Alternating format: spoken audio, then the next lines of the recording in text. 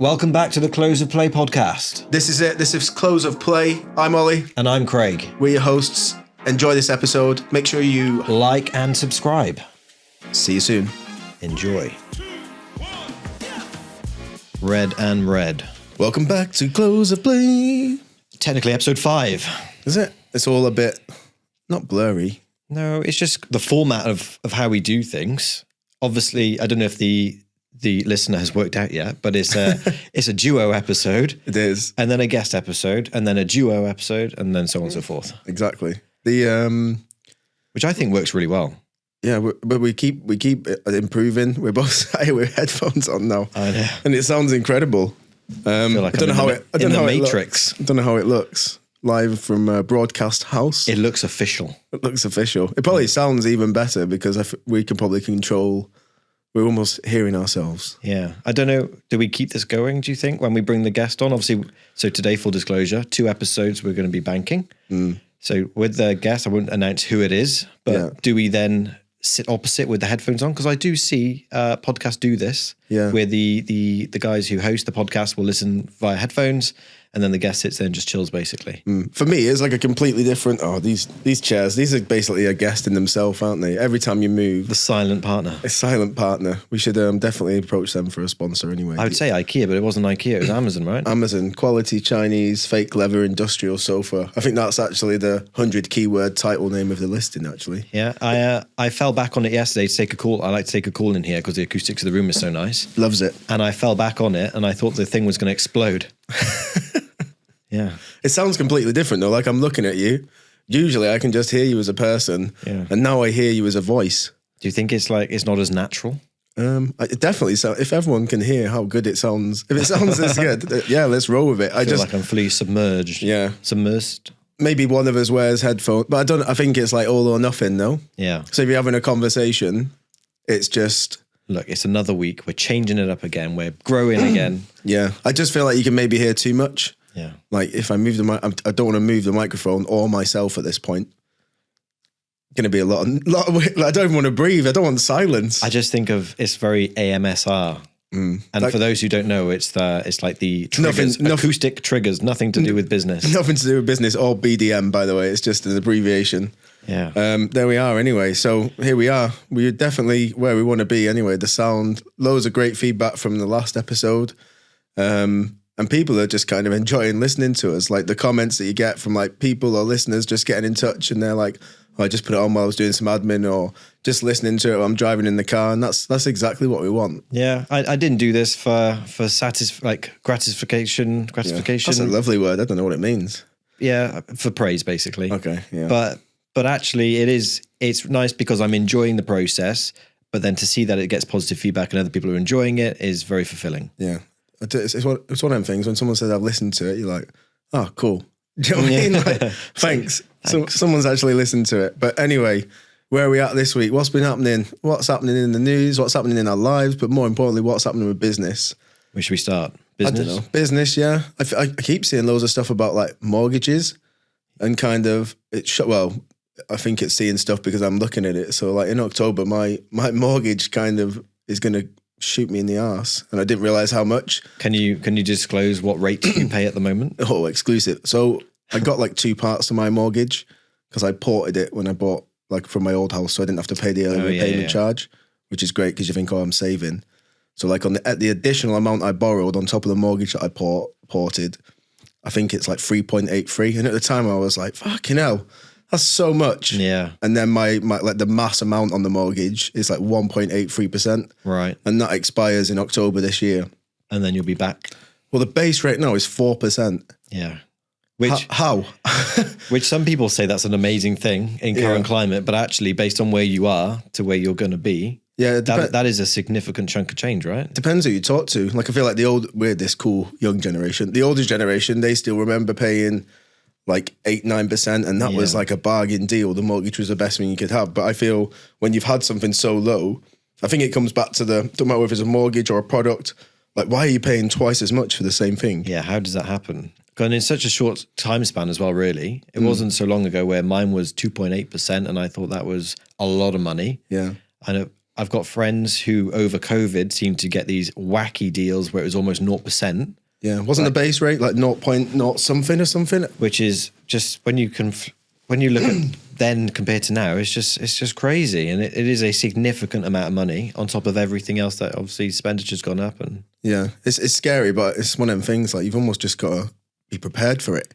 Like I don't even have a quote for my new mortgage rate yet, but if the base rate's 4%, 4.1 would be the best rate I could get, and that's not even realistic, I guess. Do you know what I mean? Yeah. So, but you can shop early though, can't you? Obviously, you've left this last minute, so not last minute. It's October's ages away, isn't it? Yeah, I don't know if it's 3 months or 6 months you can get a mortgage before. I don't know. Let's get a mortgage expert on, and they can talk to us about what's happening. I feel it's one of those topics that everyone wants to like bury their heads in the sand sort of thing about, but actually it's something that's going to save you a significant amount of money. Like everyone listening will listen to like Martin Lewis, who will save you £5 a month.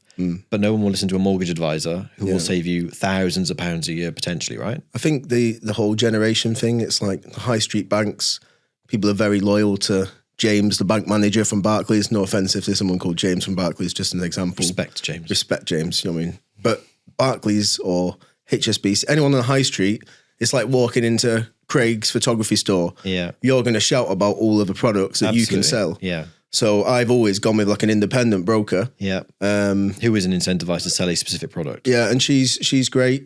She's actually someone who got ties to like the military. So kind of when I left the military, the first house I bought, her company's called like Armed Forces Financial. She's down in Kent. I've never met her. Okay. Everything's just done by email, but that's just the beauty of technology. Yeah. And like she didn't even charge me because she's getting paid by the banks. I know some brokers charge her. Everyone's got a different business model, etc. Yeah. But the whole mortgage world is just finance in general. I think it's one of them things where, like you said, it's if you're willing to sit down with someone who can actually help you with something in life, whether that be a mortgage. And I feel like you surround yourself with the best people in business to benefit yourself and the business. 100%. It's all about your circle. So if someone's a specialist in something, like listen to what they've got to say. Do you know what I mean? I don't disagree because actually, even if it's something that they can't help you with, at least then you're getting an expert opinion to say, yeah. I'll give you an example of why I said that. When I got my first mortgage, I found a product which I thought was reasonable, and everyone said, no, go through a broker, they'll get you a better price. So I went direct to the broker. Obviously, you pay a fee for the privilege, and he came back within 24 hours and said, no, what you found is better than I can get in the current climate. So I was like, okay, amazing. So he didn't have to be honest, and he could have said, actually, you could have given me some sort of jargon which I would never have understood, and you would have gone with him. I would have gone with him, just because I appreciate his speciality and what it is. But he does. But he's looking over the whole market, and I think that like someone who's independent, I can't do that. They can see everything. Do you know what I mean? And the weird thing with that is, I feel as though you walk into Halifax or whatever, but then like I've got a better rate with Halifax through my broker than I could get walking into Halifax. Yeah, sure. So it's like their sales, these financial... It's crazy, isn't it? Yeah, their financial advisors are all regulated. They've worked their asses off to get where they've been exactly. But their kind of portal allows them to kind of rates that aren't publicly available. And that's the same in all industries. Like a completely different niche altogether, but the electricity supply for the office that we're sat in right now. Yeah. We were, before we moved down to here, we were with EDF upstairs. Yeah. And they told us they couldn't supply in this room because it doesn't come up on their portal. Yeah. So I went to a broker to find us the best price because energy is a very hot topic at the moment. Yeah. And the broker could get us EDF supply to this room. Like, do you think that's like an issue with, almost comes back to like old school, like their system? It's their systems, right? If they're using Royal Mail, and I had this in my like business journey. So we moved into a unit, and the unit didn't appear. Like you could get post delivered next door. Yeah, I see this a lot. So you had to, and again, it's like a learning curve. So if you ever typed like your address on one, could be anything. You could be buying anything or searching for anything. Yeah. And you start typing the first line of your address, and then it populates the rest of it. Yeah. So that database is like a Royal Mail kind of address portal. Yeah, that the company's buying to. Sorry. And some addresses just don't exist, or people have never bothered to register the address. So you've just got to say to Royal Mail, my company's based here, this is the address. And then they add it to that portal. And then all of a sudden now it's like, all you got to do is type in like Hollywood, and like the business address comes up. Sure. But like the headache of learning to figure out how to do it in the first place. Just trying to set anything up in business, whether you're trying to get internet supplied, they're like, oh, do you mean unit 17? It's like, no, I mean unit 19 because that's mine. We had all of those issues with this building because it falls under 2 different postcodes. One half of the building is one postcode, the other half is another. Yeah. So, yeah. Are you still with EDF? No.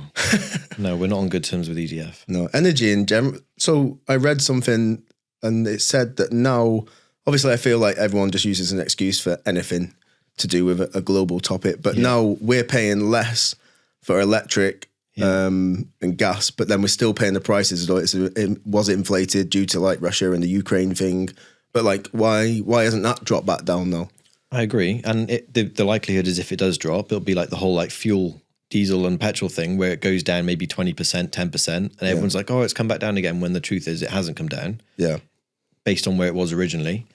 And then also, I know we always say that we don't really watch the news, but I do see the headlines come up on Twitter. Yeah. And it's like energy companies reporting record profits. I'm like, at what point does someone then step in and say, actually, that's not quite ethically right? Yeah, the problem is there's so many brown envelopes and backhanders. It's so something going on, right? So far gone. Interestingly enough, we were on the way to London and me and Nick were talking the other day, just chatting about everything and anything.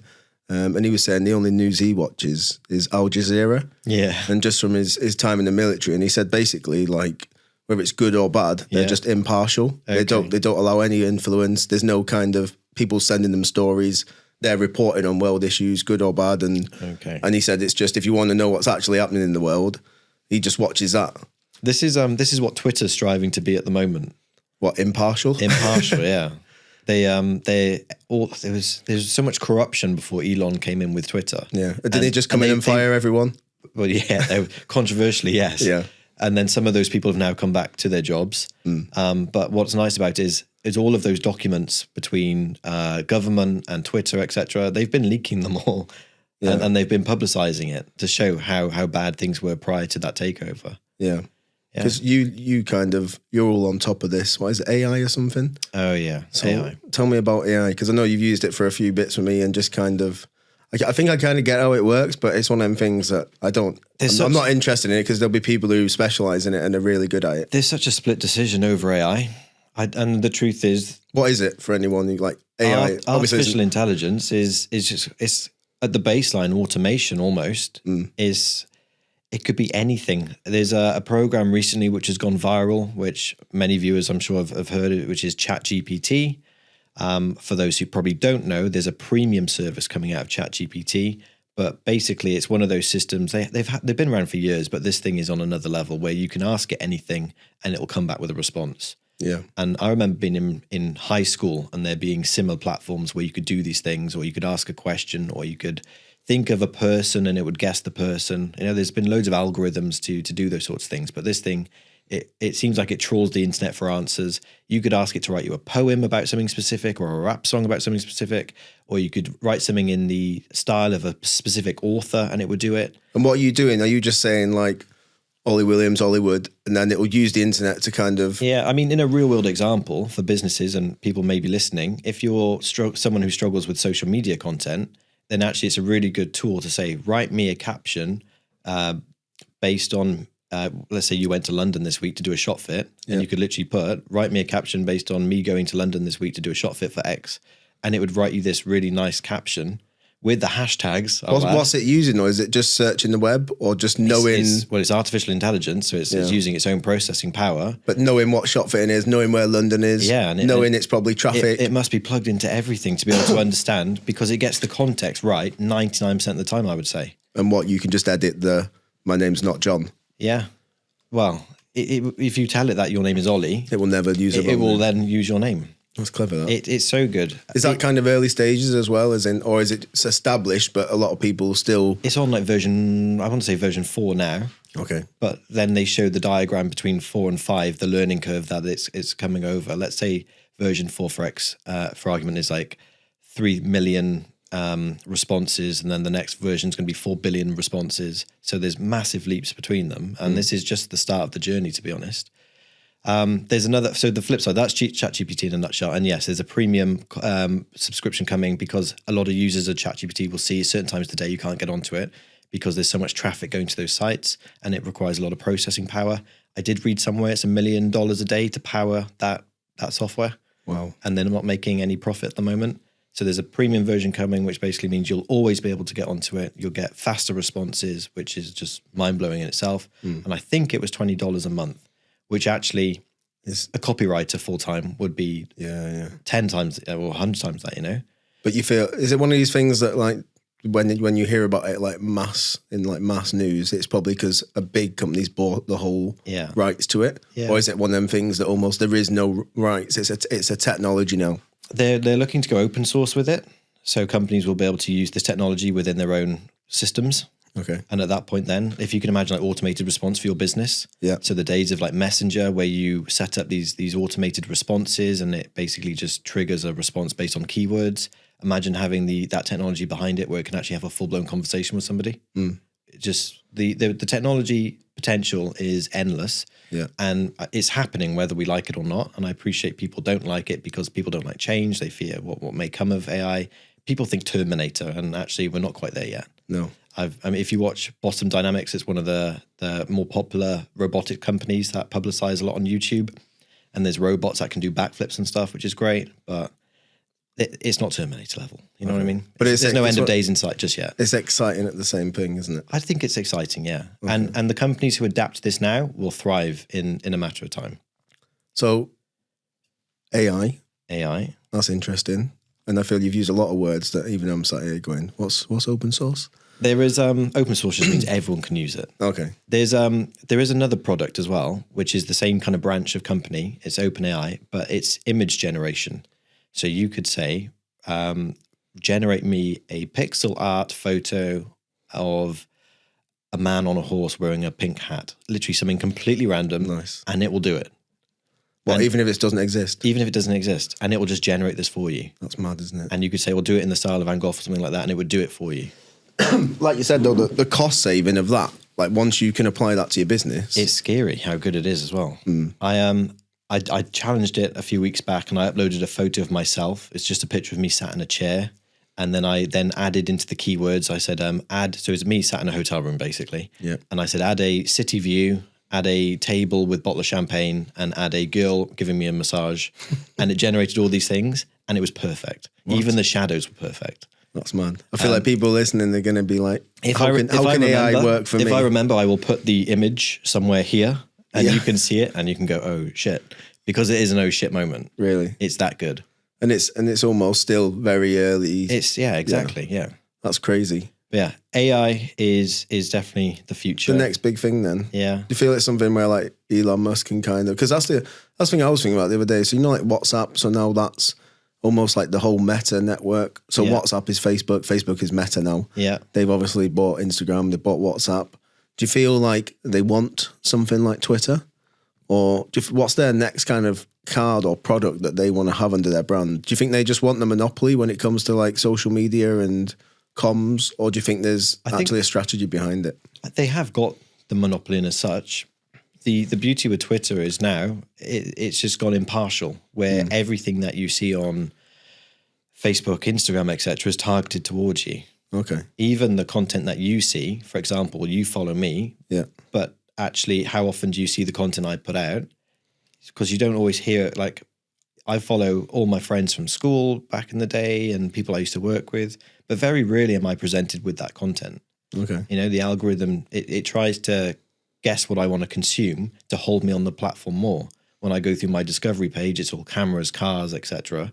Things that keep me engaged with the content, as opposed to the day-to-day stuff that I would want to catch up on with people I've been associated with previously. Okay. Because it's that stuff that's going to keep me engaged on the content. They almost like measure it in time. Do you think your phone's listening to you?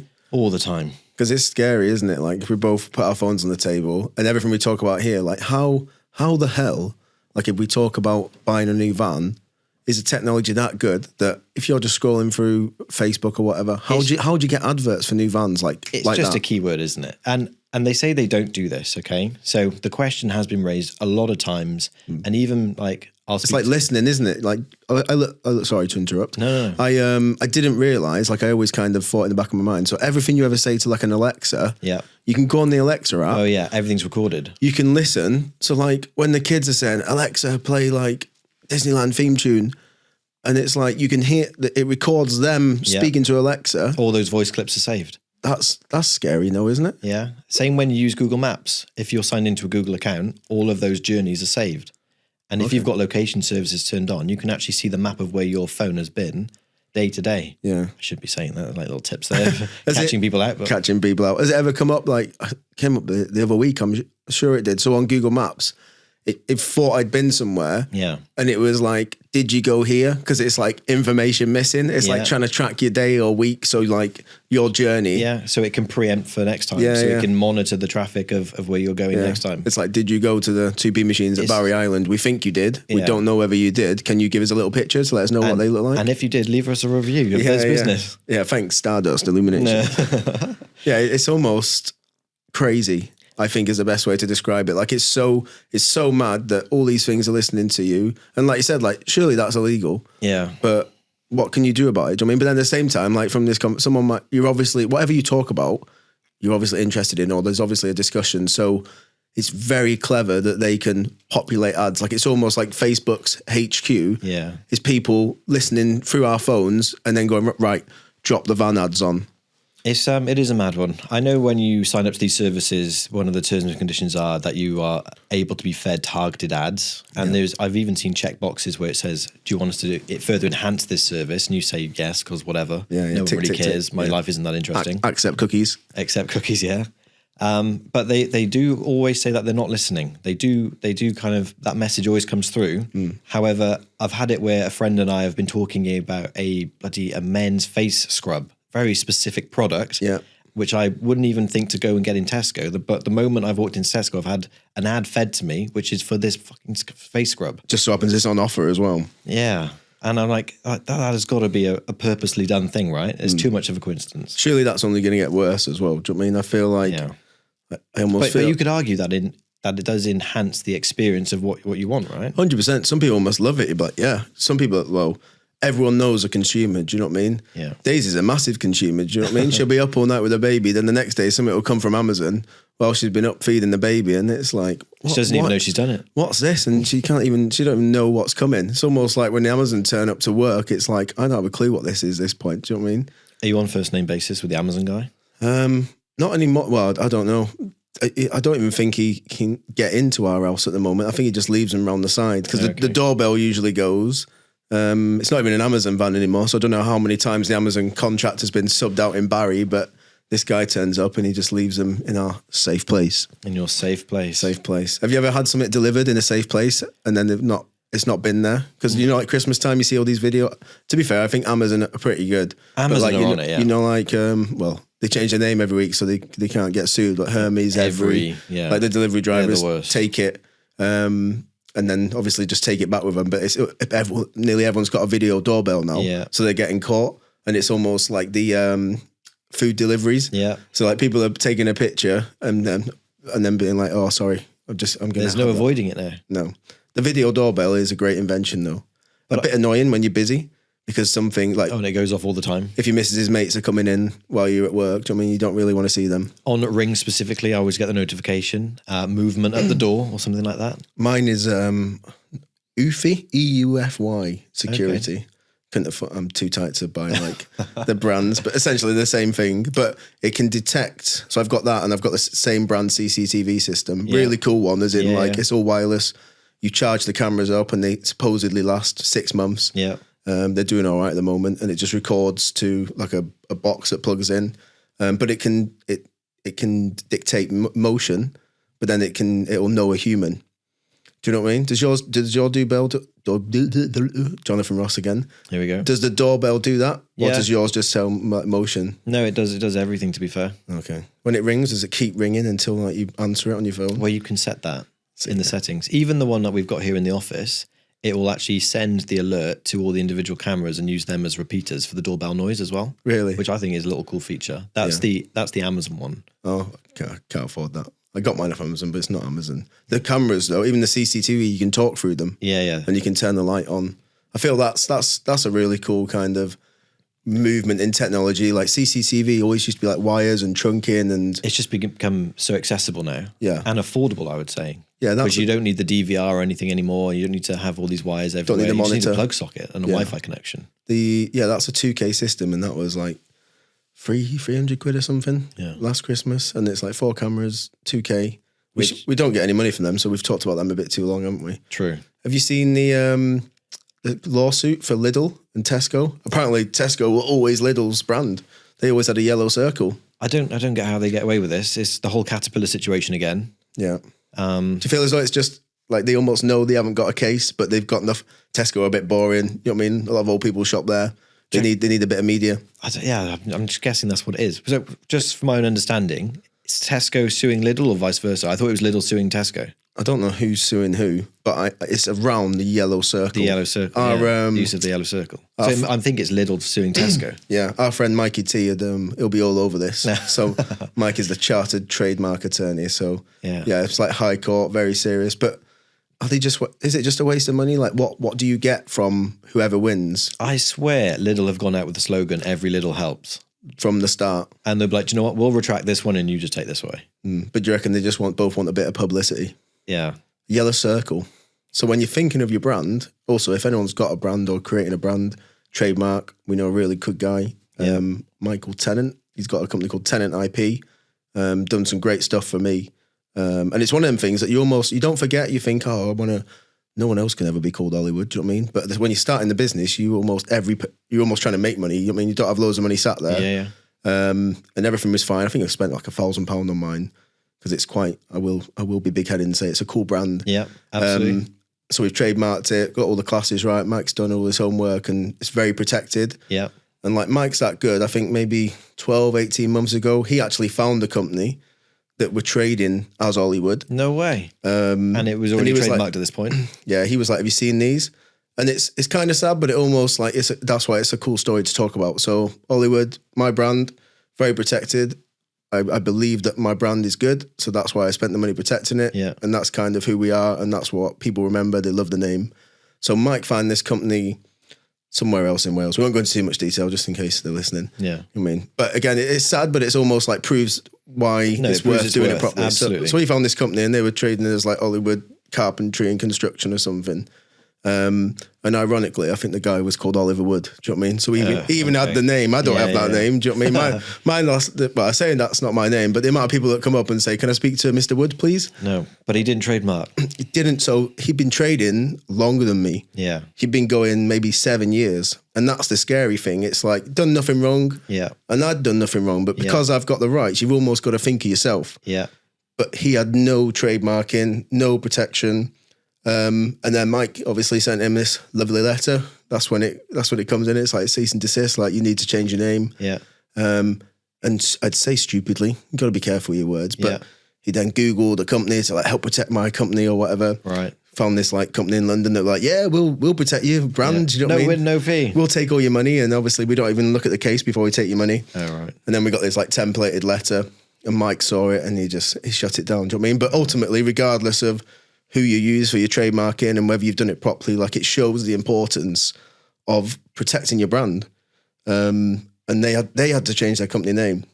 Yeah, we stood strong, and it's a bit sad because obviously he's just a guy. No, absolutely, but that could have gone the other way. 100%. So if he'd have been trademarked and you then signed up with Mike would have said to you, actually, there's already a company out there. Yeah, we're gonna have to change that before we can do the registration. And that conversation save you, because like by this stage, like if I had to change my company name now, I'd almost be like, I might as well try and do something else because people know me, they know your company name. That's what you push forward. That's what you market. And it's not expensive to do this, is it? No, I'm not going to say numbers, but no, it's not. Mike expensive. is very, very good. It's not expensive. For anyone listening, it's not expensive. And actually, if you are someone who is, because I imagine it's just education. Yeah, but Mike will have a conversation with you. No one will tell you that you need to do these things when you start a business. No. But actually, if you're serious about your business, and you see it going somewhere, then do the trademark. Or even if you've been going for a couple of months and you're listening to this thinking, bloody hell, do you know what I mean?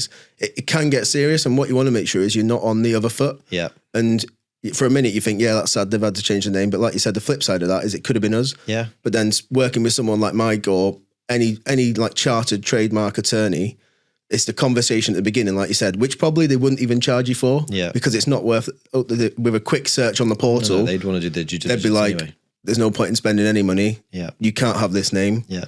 think of a new name, and I will quite happily help you. That's it. But that conversation at the start is important. It's weird how we got onto that. Do you know what I mean? I don't think I've ever told anyone that story. No, I didn't even know that story. You don't really. It's not a social media post, is it, for your brand? I'm going to give Mike a text after this, though. Yeah, we might get Mike on in the next couple of weeks. I think he'd have some good stories as well. I know it's mad because like I know he deals with like massive companies and whether he could talk about them. I'm not even going to mention some of the things that I know because I don't know what can be mentioned, but certainly could make a good guest. Yeah, I think it'd be a good kind of just advice, and I think again just almost like as we grow this, it's almost touching on everyone we surround ourselves with. Like let's get people who help with our accounts on. Oh no, absolutely. Do you know what I mean? People who help with our kind of business issues. We've got to this stage through the circle that we interact with daily, and actually, so let's bring them on because it's all part of the journey. Yeah, it could help other people as well as them. So and we can share that with everyone who listens and watches, and just by doing that, we're going to create a massive catalogue of everything to do with business, whether it's recruitment, trademarks, accounting, insurance. Like, if there's anything that you want us to talk about or anyone that you think, bloody hell, who do you use for this? I could do with an insurance expert myself. Oh, well, I know one. Do you know Scott? Yeah, I know Scott. Yeah, I'll use Scott for everything. But is he going to help me with my Tesla insurance? No, is all the honesty. Well, just one car. So he does my fleet insurance. Yeah.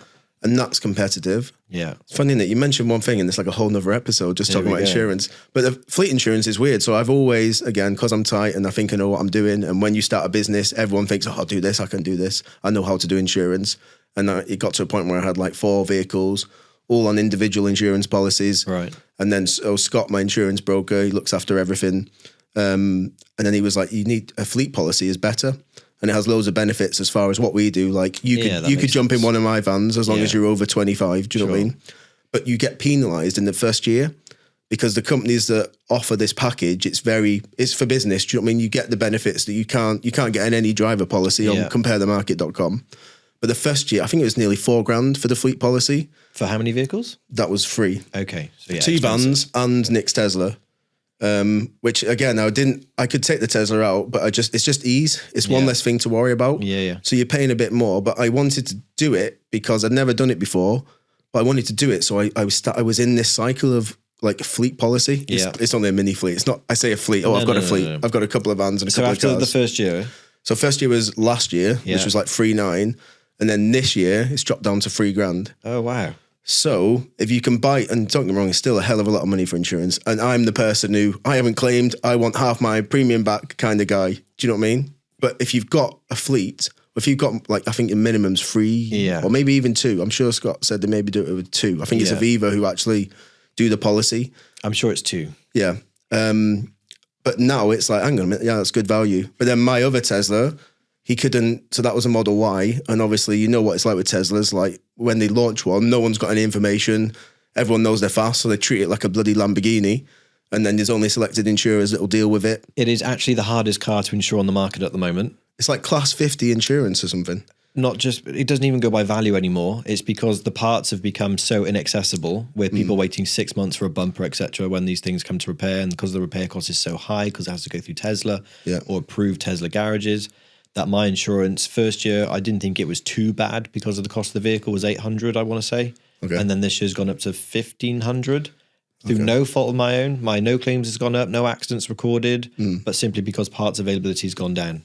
Yeah, well, that's where maybe like something like a commercial look on a fleet policy you benefit from. Yeah. Because I think it worked out that the Model 3 insurance, like on the breakdown with the 2 vans was like $1,000. Yeah. But obviously that's over 28 drivers. But then when I got my Model Y, I was one of the first in the UK to get it. So I think that was maybe March last year, maybe. And you can't even search for the car online. So I ended up going with Direct Line. Yeah. Because Scott's insurers, they were like, we haven't got any, it's almost like we don't have the information. Yeah. But we will quite happily penalise you. And he was coming back and it's like, they're going to quote more than your whole fleet. Do you know what I mean? Yeah. So, but again, it's one of them things you've got to make a good business decision. Like, yes, you want to give your insurance broker and have everyone on a fleet, but one of my cars is on a separate policy because that was the best business decision. I think we're nearly done because I'm struggling to speak. I think there was so much incentive with business owners specifically. Like the reality is, I would say 90% of EVs on the road are business owner, right? Yeah. Let's be honest, because of the 0%. Apart from Karen, who uses Tesla Cardiff, who's got a Renault Twingo has to park the other way because Tesla have decided to open up their chargers to everyone. She's not a business owner. Yeah. Just assume she's called Karen. She takes up 2 bays. Pisses me right off. Yeah, it is annoying. And all the Jaguar I-Paces are the same. Every time I go to Cardiff Tesla now, I see an I-Pace parked up, 2 bays gone. Do you know what feels wrong with that, though? As in, I'm all for it. Like, sorry, I love you, Karen, really. Do you know what I mean? Never met you. I just assume that's your name and you can't park and you take up 2 bays unnecessarily. But they've installed all the infrastructure. Really good infrastructure at the Celtic Manor, by the way. They got amazing. 250 kilowatts. By far the best in the country, I'd say. Little trick for those listeners. If you drive in, charge, when you get to the barrier, press the little button, no pay. You don't even have to press the button. You can just drive out. No, you have to press the button. No, honestly, when you drive out, give it a second, they open up even less. I think I went the day they got installed. It's basically free for 3 hours, which is why you can drive out. Okay. When I was in London, though, there were a Hilton Heathrow, I think I was at yesterday. Terrible. You get 15 minutes free parking. Yeah. And then you've got to take your Tesla key to reception to get half an hour. If you use the spa or the restaurant, you get an hour, and it's just like, but they've got 20 bays. Yeah, so there's a big discussion about this on the forums. Tesla owners. Yeah, but no, it annoys me because when I spoke to Tesla Cardiff about them opening up the network, they were like, oh, they've always been planning to do it. I'm like, well, that's bullshit. And she was like, no, they've always been planning. I'm like, well, the leads aren't long enough. Yeah, and they've designed the bays just for a Tesla vehicle. Yeah, that's what I was going to say. It's almost like it's not a problem. Yeah, but you've put these bays in. Like bloody hell, sometimes it's like you've got to push your Tesla back. You've got to hit the bumper. Yeah, the rubber matting on the floor to know you're close.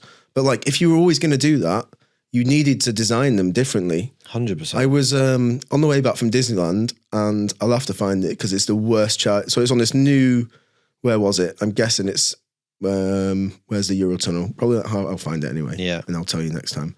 But essentially, there was this new housing estate, and the weird thing about Tesla chargers is you just got to go with it. They might be in the middle of nowhere, they might be in a car park, they might be at a hotel, they might be inner services. Yeah. And there was these 6 bays, and they'd installed them, and the chargers were all on the back, and you had to drive through the charger, and then the chargers were at the back, and there was a wall in front of you.